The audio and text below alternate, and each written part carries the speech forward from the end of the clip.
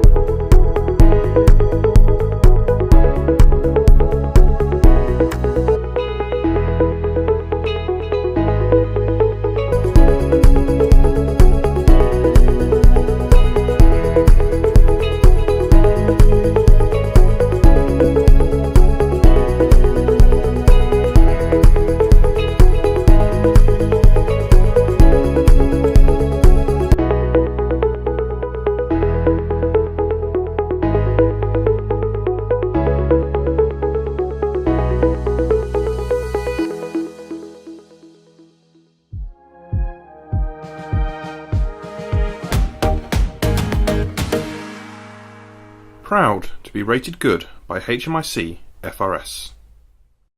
call out, from a plume of water bursting from the ground, To being soaked in sweat from the heat. It's successfully planning an event at short. It's the support from the communities we serve. It's feeling anxious about Loved ones. And heartfelt thanks. It's the driving grotto that makes Christmas that little bit brighter. It's feeling excited, included and exhilarated. Yet having the space to feel vulnerable and exhausted too. it's the memories that stick with you for life, the good. Than yourself. And it's great that no day is the same. It's all of these things that make us who we are. It's all these things that make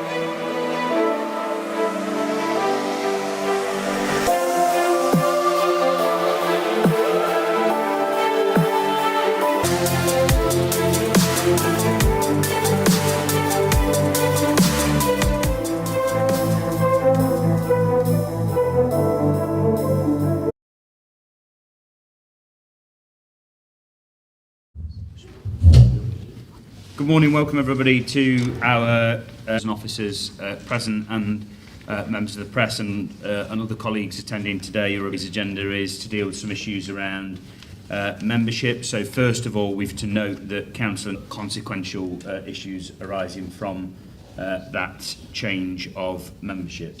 Thank you, Chair. On those committees.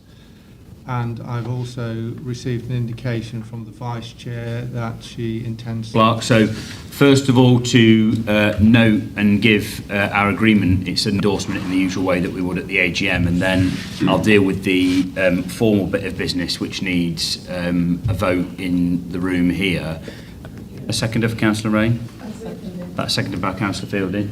Councillor Lee, I saw you indicate, would you like to speak? Yes, and can I just confirm that the payments for the position would have stopped when they resigned? Comes off the Fire Authority, if they are replaced as a member, the allowances will reflect that they no longer serve on the... Well, being allowance, Chairman, because they've stopped, their payments will stop at that point. If somebody is no longer on the authority or in a position, they're not in receipt of that particular allowance, and I'll leave that with the clerk to... Are there any other nominations for Chair of the HR Committee? I'm not seeing any other indications. All those in favour of Councillor Rain? That was carried. Congratulations, Councillor Rain, on your appointment as Chair of HR Committee. I think that's everything, Clark. On Richard Butler and Robert Corden, and the Police and Crime Commissioner, Gary Godden. Thank you. Okay. Any other apologies from anybody?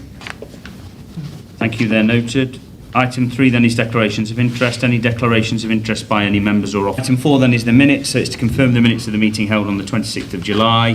There's been a system error with the pulling through from the system of who were here are recorded as correctly here. But the clerk will make sure that those who are not named on the minutes who were present, that's rectified in terms of the want to raise in relation to the minutes which are on the yellow pages in our pack. Are people happy that they're a correct record? They're agreed? Just received 2 letters from Dame Diana Johnson, MP recently, who people will be aware is the Minister responsible tragedy and issues relating to cladding, and colleagues will have seen the statement by the Prime Minister a few weeks ago in relation to Sir Martin Morbix provided to the Human Resources and the Community Safety Committees, which are the relevant committees in due course.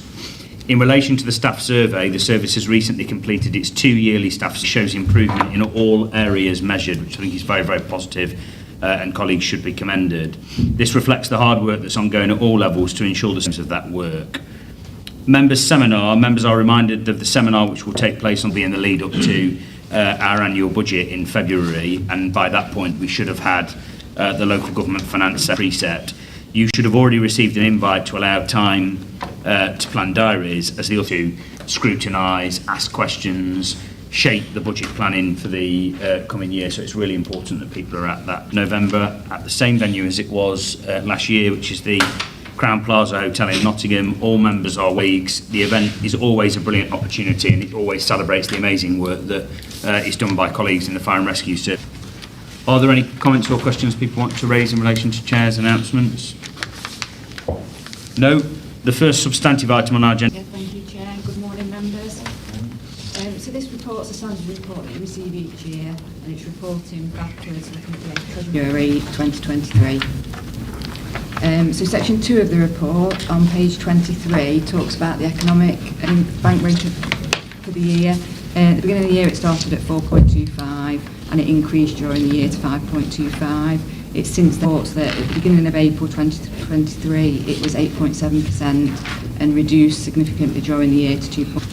Section 2.5 of the report reports on our capital expenditure activity, pounds of capital expenditure, and 6.6 of that was funded by, increased our need to borrow 5. In terms of the capital financing requirement, it does note that at the beginning of the year, when we forecast what we expected our capital financing requirement, that's been postponed until this year, so that has increased that need to borrow, that capital financing requirement, as at the end of the year. At 2.2 of the report on page 27, it talks about our investments, and at 2. The security of the money first. Then we consider the report. 2.32 acknowledges that in the year we had higher balances, 4,000. Section 2.36 of the report, and exception, there's nothing to report. We've operated within those boundaries that were set in the previous. All questions in relation to the Treasury Management Annual Report for 2023-24? Vice Chair. Thank you, Chair. I think it's just worth noting, I know this is a report that many people generally, which has actually meant we minimise our exposure to high interest rates, but I think we just need to obviously watch and monitor that closely. I think the performance on the return as well that we actually operate within our prudential indicators. I guess the only concerns I have is concerns obviously over the delays on capital spending, and then thinking about our. Yeah, thank you. Thank you, Vice Chair. Bev, did you want to say anything about the capital? On the capital programme and reporting that through to Finance and Resources Committee. So there'll be a budget monitoring report going to the.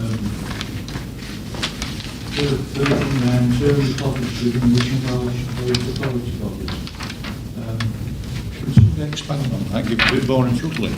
Just want a bit more meat on the bones. So is that a good idea? Yeah, I mean what that means is we do English and Welsh local authorities. We do obviously look at the authorities we're lending to. So yeah, we do take that into account when we're considering who we lend to. Thank you, Councillor Turner. Does that satisfy your question? So when we are lending to these authorities, are we getting as much interest back as we would if we were to invest that money? Yeah, I mean that's part of the investment decision. We'd look at what we look at before we decide where we're putting them in. Thank you, Bev. Thank you, colleagues. There are no other questions, so we're asked to note I'll move the recommendation. Somebody happy to second that? Is that agreed? It's agreed, colleagues? Yeah. Thank you very much. That's agreed unanimously. Item 7 then is so I think Craig's going to introduce this. I'd draw colleagues' attention to the additional addendum that there is in relation to this item. For the future, the thing I want to say first is a huge thank you to every single member of staff in the Fire and Rescue Service in Nottinghamshire for getting us here, basically. Whether they're working in finance, training, response, fire protection, community engagement, whatever it is they are doing, they are playing their part. But it's been a super proud week, and I've been itching to kind of say this to the organisation for the last 5 weeks because there was a delay in getting the report. So from my perspective, you know, I'm usually quite a stern-looking individual, but this weekend I'm going to be quite smug and have a huge smile on my face. So referring back to action criteria, they introduced a 5th grade of adequate. And this was really on comments and feedback and how they've developed. How far did you get close to get to outstanding at the top end of good? So in my mind, they've kind of narrowed the good banding and put in the adequate banding time as well. We've now got the good category and it's more difficult to get into. And as the HMI report sort of said, unless they state otherwise, getting adequate doesn't learn in the fire protection area. But I've got no doubts in my mind that if they were to come back again in a year's time, we will have dealt with those issues and we would be good. They've considered that we have maintained or improved in performance in all areas of the organisation. And from a Chief Fire Officer perspective, that's kind of bucking the trend. And there's enough detail, it's great. But there is something like 55% of services have gone backwards in their gradings, although there is still a tranche of loss. We often don't celebrate things. We often talk, particularly at authority and committees, slippages in capital that the Vice Chair is going to hold us to account over. And with those areas that they particularly feel that we need to focus on, an area for improvement.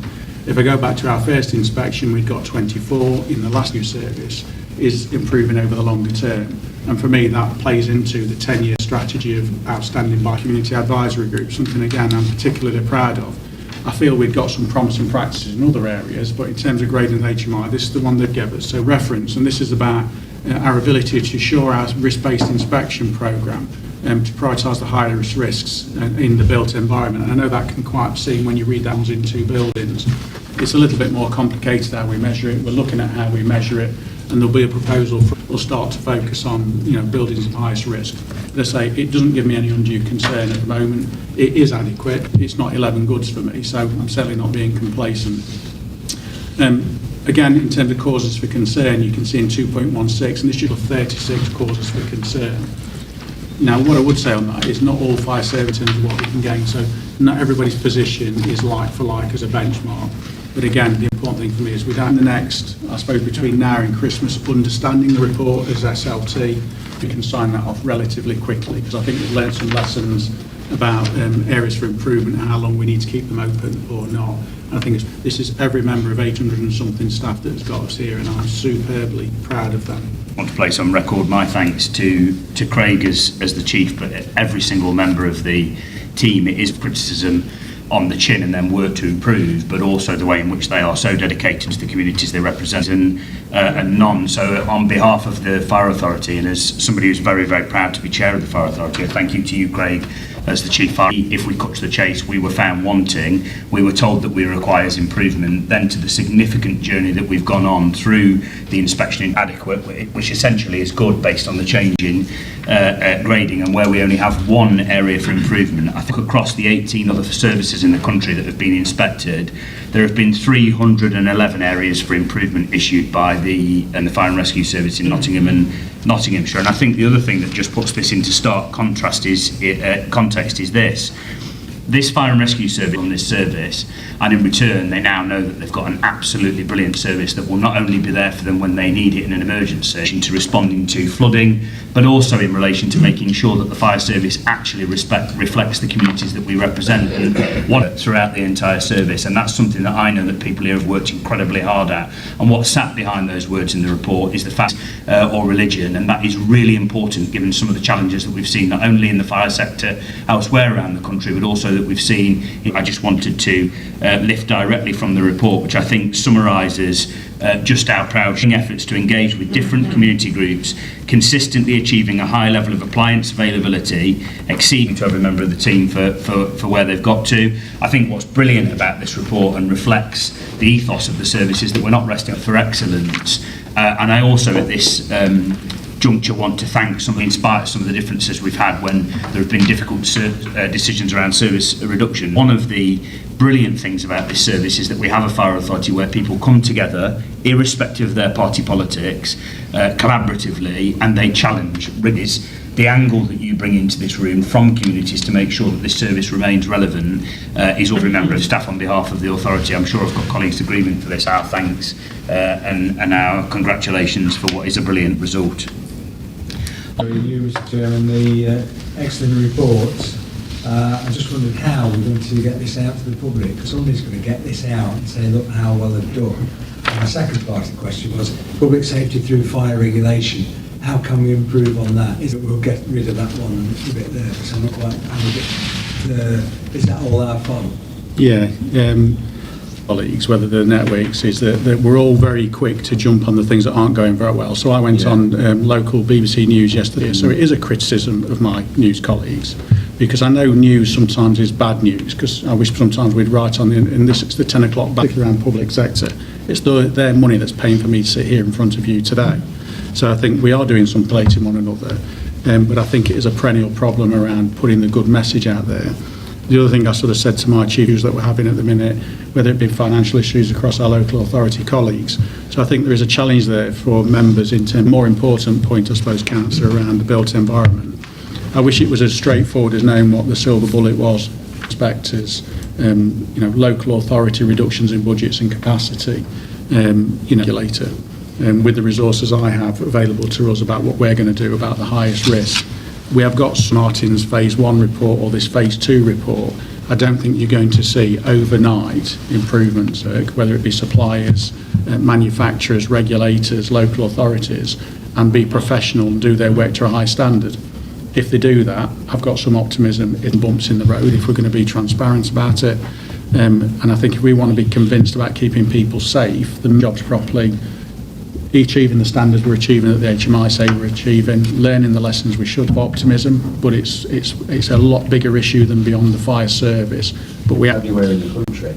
I was in Bristol last week. You've got tower cranes everywhere. These huge buildings. We need to be absolutely in there when they're planning the thing to make sure we've got proper surveillance of what's from mobile phones to blackouts on the various communication system, and it wasn't considered. About these sorts of things, and there's Grenfell talks about these sorts of things. I think phase 2, once government have had an opportunity, government follow any of the current 50 plus recommendations in the phase 2 report from Sir Martin, mediation plans which are coming in from the Deputy Prime Minister's Centre. Let's ask, and I'll be lobbying nationally to say, well, we've got these challenges. The built environments get us locally. I think you'll find we are on the back of our HMI report. Thank you. Thanks, Sean. Phase 2 of the inquiry, I think what is of note, and I think this was shocked by people, and it's a point you've made before that we still don't have a situation where the Prime Minister said very clearly on the floor of the House that he's absolutely determined that those recommendations are dealt with, and obviously they don't cover all of the issues. There are other issues that in buildings where these situations could happen again. At the present moment. I've got Councillor Rain. It's good to read good news. It's good. I've been on the authority now for some years. If you look at it compared to the previous 2 reports, this is superb. It's something to be risk that comes from every single being part of our service, the way that we tackle things, the way that we look at issues that are difficult. Page 15, for example. In terms of safety, when you look at home safety checks and you compare our authority, spending less money than we are per head of population, even though we've got more densely populated population. And at the same time, when it comes in fire services across the country, if you look at how we've been marked, and we know we've got a lot to work for in terms of promoting values and our culture and what we are doing. We're tackling prejudice, we're making sure that we're a leader in terms of being an inclusive employer, and all there are things to do. I think on our staff that we've done that. So I do think I'm going to go away and promote this report, because under circumstances in public service, the Chief's right to the ethos of public service, because it's very easy these days sometimes with the news that we get to be quite cynical about why people say thank you to all those people. It's a privilege to sit on this body, and I know that we'll go out and promote the excellent report. So thank you very much. Thank you by the service that they've got the support of elected members in relation to that important work. Councillor Upton. Thank you, Chairman. I have a concern. I mean, the direction of travel is really good, and I say well done to all the staff, the Chief, the leadership team, and all the staff of the fire and rest. The growth of the electric car batteries and the associated incidents with those in terms of fire risk. So, we'll review the building regulations. I think yourself or somebody mentioned that just now.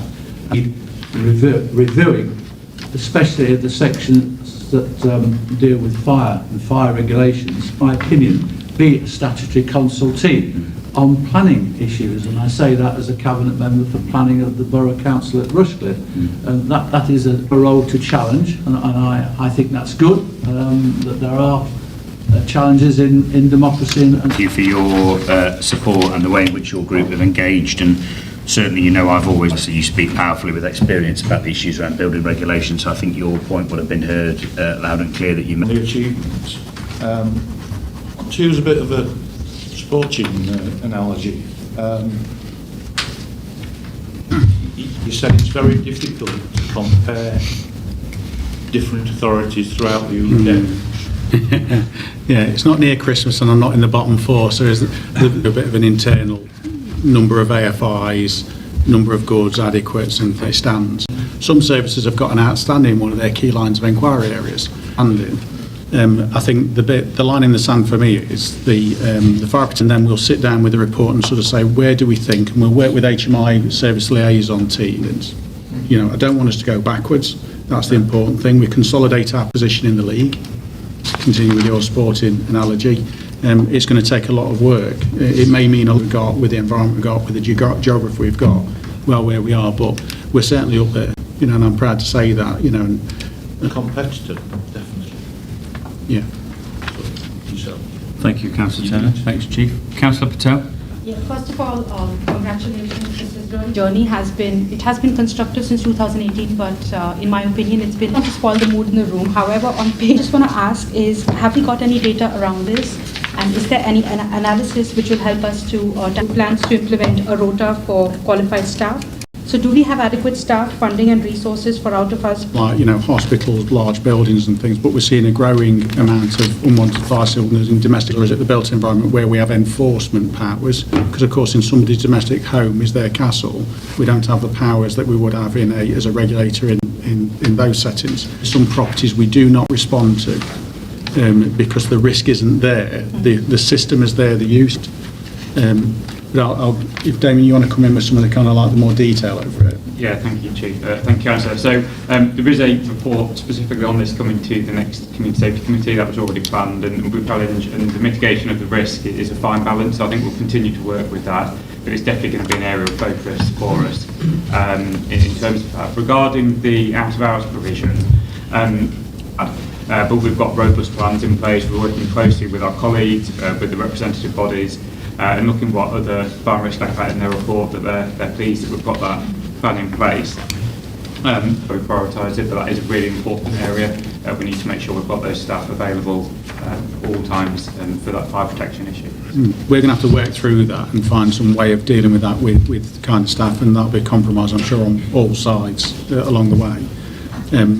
I do not want to be in that position, and that's something about the clearest thing for me is what are we responding to that creates a demand for us, and we have to look at smarter ways of doing it. Thank you. Thank you. The outcome of the HMIC FRS inspection report and the progress made by the service recommendation, which I'll leave the clerk to tidy the wording up on, but in essence, to CFRS inspection. So I'll move those recommendations. I'll pick up the wording for the third recommendation with the clerk outside. Any abstentions? That's carried unanimously. Thank you very much, and congratulations again to everybody on a brilliant 2028. And this is going to be introduced by ACFO 25 to 28 as to seek a member's approval to undertake by the current government states and stipulates that a fire and rescue authority must have. It's how the authority will meet public's expectations. The current plan runs until March 2025. So thereafter, and the reason of the report today is that the plan will cover for a minimum duration of 3 years. Able to attend the member seminar that we ran directly to the plan. Some of the critical areas of the plan earlier is that the risk and the challenges that face the fire and rescue service are ever evolving and they are ever changing. Strategic assessment of risk. And what that essentially is we look at the risk that the community prevention point of view, protection point of view, or how we respond to those incidents. To be able to do that, we engage with and set up over the next few years how we are able to meet those risks. That forms a critical part of ambition, and it's just been talked about that we do strive to be one of the best fire and rescue. We've got a consistent approach. The CRMP is based around 6 strategic priorities that are in your current CRM, those 6 strategic priorities. We do seek the support of members to use your experience in terms of your representatives of an external consultancy company. But based upon members' feedback, we've decided that we feel will be run over a 9-week period. It starts on the 30th of September, that consultation, some of the objectives of the consultation, and also the various different approaches. The consultation was based around, as questioned by Councillor Patel, is we will be focusing asking questions around our approach. And we will look then to obviously move forward. Thank you, Mick, and thank you to those colleagues who were at the members' seminar and fed into Councillor Patel. Yeah, thank you so much for the report. It's just to make a note that I welcome the consultation, but I just hope that people who's... Just a small point on 2.10, page 35. I welcome the fact that you have the confidence and the resources to do it in-house. I mean, good. Pleased to hear that. Thank you, Councillor Upton. Councillor Lee? Just picking up on what the council said, what languages do we translate into? Just have as part of our consultation process. There are Hong Kongers that have come from Hong Kong. I mean, a massive community. So I myself have started putting out my leaflets in traditional Chinese as well, and it's just something that I was going to Bingham and York. Yeah. And similarly in Gedling as well. Councillor Winter? I think it actually provided a real depth and background as to the community risk management plan. I think it's by standards, the community risk management is, I think, is commendable. I guess my excluded digitally, and I think, you know, obviously I think the consultation that we can do in house is so that we can say there is. We're very conscious about the communities of Nottinghamshire, and there is not one size that fits all. So there will be an approach of individuals where we feel that we can advance on previous consultations. Is that we undertake 15,000 safe and well visits. With that, they are the user of our service. They are our communities. And if we are bringing an external company in and running small number of events, so we feel. Brilliant, thank you, Nick. If I can just add, as I've come back from a week off last week, I was able to see this week a consultation and community groups in the city, and that is mentioned in the consultation plan about access contact with. So I've got confidence at the minute, Councillor, that yes, I want to be digital first as an approach because of our impact. You know, goal 6 on your strategic technology, but don't like too much of it. But I've got confidence in the consultation plan that I've seen this week that's come with the team. Recommendations, colleagues, which are on page 33 of the agenda pack, which is that members approve the content of the draft community risk management plan for 2000. To move the recommendations, somebody have a second? That's seconded. All those in favour? All those against? Any abstentions? That's carried unanimously. And this is going to be introduced by Mick. Thank you again, Chair. As members, service and the standards of behaviour remains very high on the agenda for central government. C, Inspectorate carried out they produced a report in terms of standards and behaviours. What the report does, it gives a brief overview. Just briefly, I think it's worth reminding where and why we are Fire Brigade. The Minister of State contrary to the previous report. And the HMRC carried out research through staff survey, site inspections. I'd like to reiterate that Nottinghamshire was not. We have to look at it in the context of other information and the other reports that we have. Section 2 of the report really gives some high level that loves working in the fire and rescue service. This is really, it's disappointing. Give assurances that we won't be complacent regarding this. We still recognise that ambition to have an outstanding culture of inappropriate behaviour across the sector. They report that it was culture, a point of note culture. They constantly challenge and point out inadequate training for those undertaking the misconduct of cases, pointing out that they believe it's ineffective. The report attached to the report, where they cover 4 broad areas: the culture of the fire and rescue service and sharing and learning those lessons from those misconduct processes, are time framed over the next 12 months. The service has now received the report and is working, and has already been spoken about. We have very recent staff survey determine where we believe the priorities are and what actions need to be committed to achieve that consistency in approach.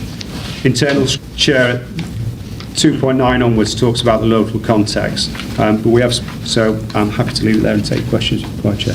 Thank you, Mick. Are there any comments or questions in relation to the report, Councillor Ray? Yes, no, I mentioned some of the stuff earlier. I mean, it's about it. We're all aware of the context with the Metropolitan Police, other services, etc., and what's happened, and the behaviour and conduct that's unacceptable in the public sector. We are doing our best, but we're not complacent. And the Chief said here before, we've talked to our staff networks, that if people are bullying, harassing people, or have offensive or bigoted opinions, they're not welcome in the pub. We are going to get, we understand in terms of misconduct. I'm a trade unionist myself, that there are some issues around this and what we look at and what constitutes misconduct, and sometimes the culture, particularly in small groups or in watches, the DBS checks. Now, I know as councillors on the city, we have DBS checks, and people represented as teachers do, because obviously we have access to vulnerable people, etc. We're going into buildings, but you are worried about things. And I think there are sensitivities around that. I know Nick, and hopefully working with the trade unions. I wanted to ask you about that in practice, without going into it, that's happened in other services in other parts of the country, where people have been employed and committed really quite serious and grave offences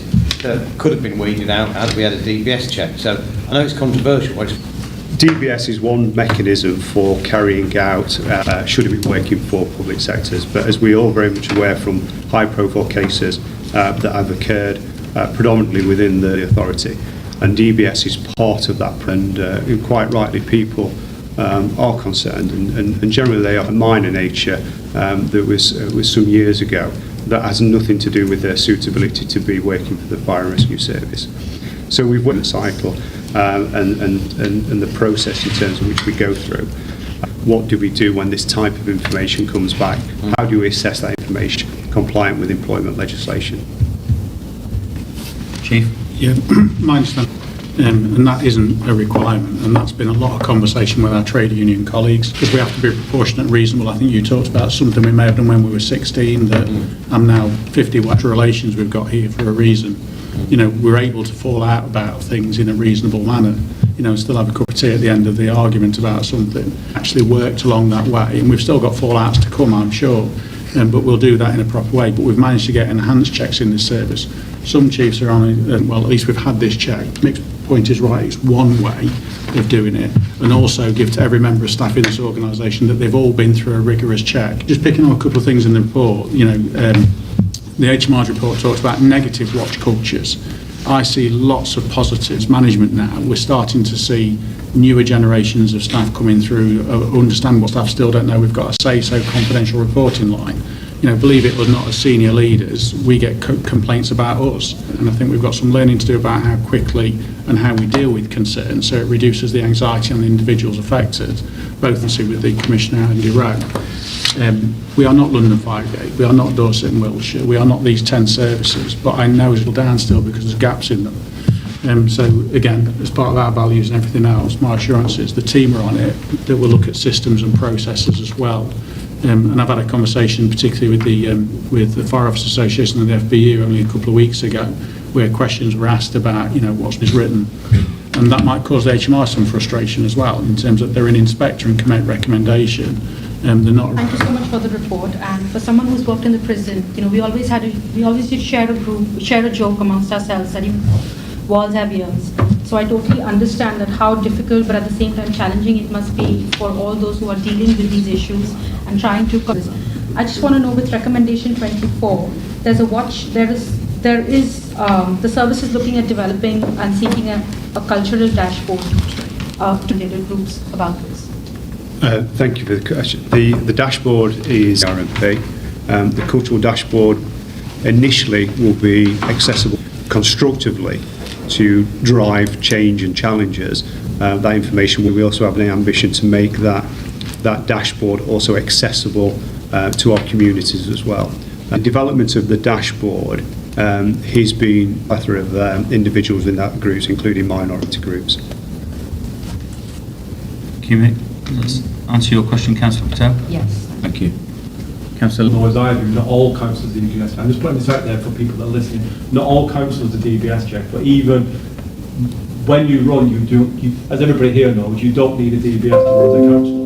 Even after you are elected, if the DBS picks up anything, all it is a risk assessment. They can't ban anybody after. The reason I'm raising it is people listening will think, as I did and you did before we were elected, that all councils are DBS check before they run as a council. That's not true. There are lots of parties, including the Labour Party and Conservative Party, will do our own checks. I think councillors are DBS check before they run, because that's not the case. And you can't be deselected after a DBS check is done. It's literally just a risk assessment by that local authority to see if there's any. Thank you, Councillor Lee. Councillor Robertson. Yes, page 42, item 210. On the assumption that the staff, and the last line in that paragraph, it's sort of saying 82.3% of the 68% response rate agreed or strongly agreed option to tick if you did not feel included and welcomed at work. So it's the other side of the coin would be interesting me more than those that satisfied. Were there any that ticked the box? No. The survey report is undertaken and facilitated by an external company who's named to say that I'll put it as I mean, are you proud? They need to be really proud and he works after the meeting in terms of the strategic inclusion board. We will be the place to present that more detailed report. Thank you, Councillor Robinson. Chief. Yeah, just on the. My issue isn't the 82%, it's the issue of the 32% that are telling me 18% of their staff have completed tickets done it. The challenge for leaders at all levels is, because there may be some leaders that didn't do the staff open. Have they got concerns about confidentiality? Have they got concerns about what's the point of saying anything, because nothing ever changes around of the 94%, but we've got a third of the organisation. Receive further updates by the HR, the Human Resources Committee. I'll move the recommendations. Are they seconded? All those in favour? All those against? Any abstentions? That's carried unanimously. Of information governance, which is also going to be introduced by Mick and is on page 53 in your agenda pack. Thank you, Chair. In 2017 that we bring an information governance report annually to Fire Authority. Freedom of information request, environmental information request, data. I'll jump straight into the report and take members to page 55.3. We've had 142 freedom of information requests, and how that compares against previous year is which is an improvement on previous years, and also well above the information request. One information request that we believe were environmental information, and we responded to that request. The protection of individuals' data very seriously, and we're all personal security and GDPR regulations. When we keep requests over the past, during period 23-24, which we are statutorily required to do to the information commissioners.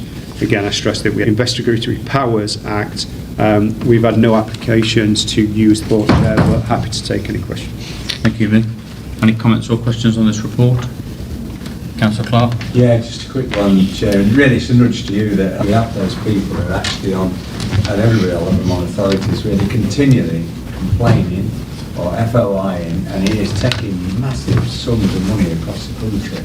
Yeah, not against freedom of information, but how the government really looks at it, to see how we can serve people in the community. Thank you, John. I know it's a point you've made before as well, and obviously those vexatious FOIs or complaints, can be costly to the Chair. Thank you, Chair. I mean, I think it's just to acknowledge it is a positive report on the direction of travel, clear improvements, arrangements. Yeah, we're working with our internal team to be able to prepare for the legislative change group that provides that scrutiny and that support to be able to, in terms of bringing that new regulation, specific resources to ensure that we meet those requirements. There is significantly aware we received high level of assurance from our last. We've got lots to do in terms of preparation for new regulation. Thank you. Thanks, Mick. That's noted. The next item on our agenda, item 11, is the Grenfell Tower Inquiry Phase 2 report, and this is going to be introduced by the Chief. As Martin Morbick says, the avoidable loss of 72 people and the countless others that have been affected by it. And a lot of the process around that has left both physically and mentally. A lot of that may have been getting dealt with as a process now as part of my job. If anybody saw as well Sir Martin Morbick and his and what that kind of meant, and his colleague, to watch his colleague get physically upset as she was delivering her importance and the gravity of the report. This report in front of you today really is to not looking to make recommendation about what the service should run away and do yet, because we are waiting pages. I myself, I've only been through, because of the week's leave, I've only been through the exec summary, the recommendation section, Fire Brigade, but you can quite easily read across to make sure that there are assurances. It's becoming more and more challenging in the built environment, and resources is adding offshore. You're dealing with somebody at scene who's a caretaker of the building but not the responsible person. Complexity. I think they've had something like over 500 people contribute to the inquiry, or 500 bodies, and of course there's still a process to complete investigations that may be going forward to the CPS for consideration, so this is going to rumble on for quite some time. Part 2 of the report gives you a breakdown. There's obviously a hyperlink in the report. I also wrote to you, I think, chief executives and chief execs around the city and county itself, that they are taking it seriously, and certainly within the local resilience forum around some of the things that tip over. So where a local authority, where it has a major incident, for example, in a building, I mean, somebody will correct me on my terminology, I'm sure, but effectively, I could, mediation we've already got ongoing. We've had a bit of a response. I'm less interested in where local authorities want to put people because there's a prohibition issue. I'm more interested in making sure that we don't lose life. That's a chief execs meeting anyway, where I'll want to agenda it and just have a discussion about what the concerns around my chief exec authorities, district and boroughs, just as a conversation for awareness. And there is an offer there if anybody wants me to come to to make sure that people understand the gravity of what we face. So the report is there really just to are approved, are agreed, are expected. There'll be a national thing, and my understanding is that will feed back into the Fire Minister. Fire and Rescue Services are looking to work towards to make sure we secure the safety of people that live in. Chief, are there any comments or questions in relation to this report? Councillor Rain and then Councillor Lee. Thanks, Chair. I mean, thanks, Chief. In our DECO, this is quite sombre looking at this, and I think obviously we remember the people who lost their lives or injured and then on television. And to be honest with you, I still think it's a source of national shame, because that fire happened in a tower full of very poor people that have been marginalised, that through human life, if we're honest.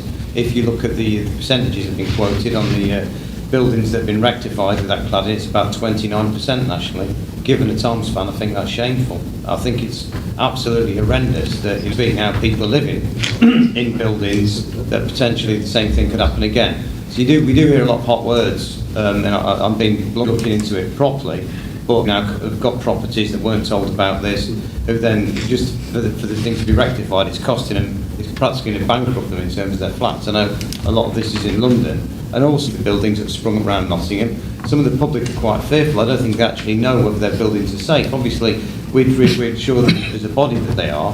But what concerns me is how long this has been dragging on. Authorities have got, I'm not trying to make a political point, but we're absolutely starved. If we were to, we're struggling to house people at the moment. I think that people in Westminster and so on, when they look at this, need to think about the fact this tragedy was caused, in my opinion, honestly is, I don't know how to put it, a source of national shame that hasn't been rectified, to be honest with you. And it's been left to us to try and do something about. So, sorry if that's a bit harsh, Chief, but that's how I feel. You can steer me about what I'm going to do on your behalf, Councillor.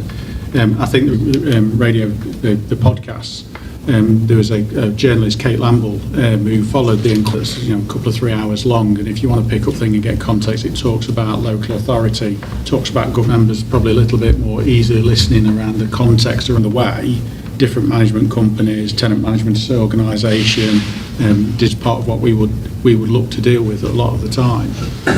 They have not been dealt with and kept up the pace, but they've taken a building to a petrol per every square metre on the outside. So a firefighter goes in there to a fridge fire that, having done that in high-rise buildings with the room of origin, the worst they did was broke out the window and may have, at some point, all people that need to be held to account are held to account. And I quote Martin Moore-Bigg, systematic dishonesty. It's not my view. I'm reading in the buildings. I think we've got something like 22, as we class as high-risk buildings, that have got particular operational information notes on them. Complex funding and regulations in local authority, I accept, is clearly. I've read some of the report. I'm not going to pretend I've read all of it. What was telling for me is medium and low-rise buildings haven't been really looked at in the report and not really commented on. And we think it's been commented on because they've concentrated, rightfully or wrongfully, on the style of building like Grenfell. What are we doing? Thank you, Chair. Thank you, Councillor. In terms of these premises, you're absolutely right. The focus has understandably in that risk-based approach been at high-rise residential buildings over 18 metres. Now we are inspecting those systematically through our risk-based inspection programme. We have a regular meeting with the fire protection team, a really highly qualified, very inspection programme. I think one of the challenges that the Council Ray touches on is the funding for remediation and currently applied to that remediation grant. That doesn't exist as clearly for buildings under 11 metres. So there are continuing challenges around remediation in those, but we'll see the remediation. And as the Chief Officer says, where required, we do have those powers to act either through enforcement or prohibition to make sure, but we continue to work really focused on that area. And are you aware of any more local authority buildings? As in under local authority ownership? I'd have to check specifically. I say if we are, we would address those exactly the same as we would with any Aiken. Off the top of my head, I don't know. Definitely find out. Thank you. Thank you, Councillor Lee. Vice Chair and then Councillor Clark. Thank you, Chair. I mean, it's horrific that people putting profit over people.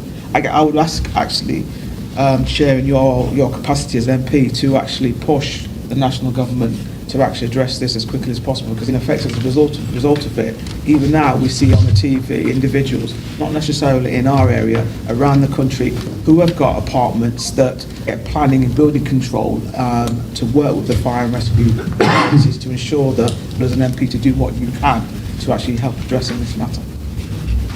Yeah, thank you, Vice Chair. And I think pushing at a relatively open door, the Prime Minister has made this a personal commitment. He's been crystal clear that, and there were survivors, he was very clear that this is a failure in terms of deregulation that stretches beyond the previous, prior to the previous government as well, that made mistakes. So this has been a failure of the British state. He apologised for that. He gave his full support to assisting predominantly the Metropolitan Police, but also prosecutors in bringing those people to book and to justice who are Rain's point and the point you've made and others have made.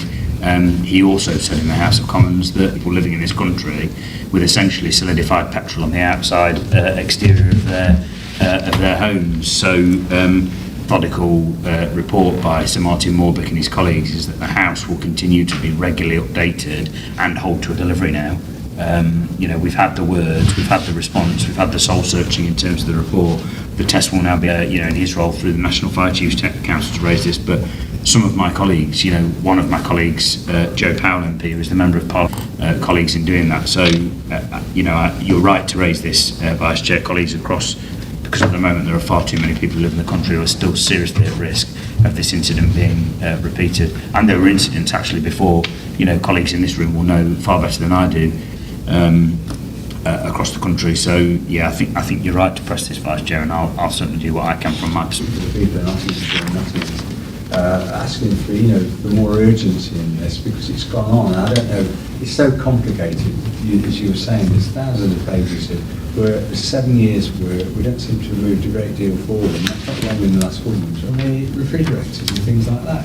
So I think 90% of the refrigerators that are made in the city, they could come in really express some urgency. I think, you know, in here, to represent that area, calling for more urgency, so we financially have bought places and they're losing out because they can't sell it. Thank you, John. Yeah, I think that's really important. So I think there's something in relation to the urgency of the response needed to the Grenfell inquiry report and the recommendations that are within it, some sort of wording around that, which then his responsibility here, but also the role it has in the National Fire Chiefs Council, and obviously my role as Chair of the authority, but also Chief. Yeah, I just wondered, Chair, on that recommendation. The Chair in his announcements talked about the remit. I wonder if there's something as a response in your position and my position, we respond on behalf of the Fire Authority to that. I certainly think from our perspective, in terms of what can be more done, the letter is our powers. And again, HMI have also sort of said about how much enforcement you're doing or not doing as a fire authority. But of course, we can do a lot more if we get in mitigations. So there is some challenge to that as well. But we can certainly write back and do that work. And somebody have to second those. They're seconded. All those in favour? All those against? Any abstentions? The next item is item 12, which is the exclusion of the public. So it's to consider excluding the Schedule 12A Part 1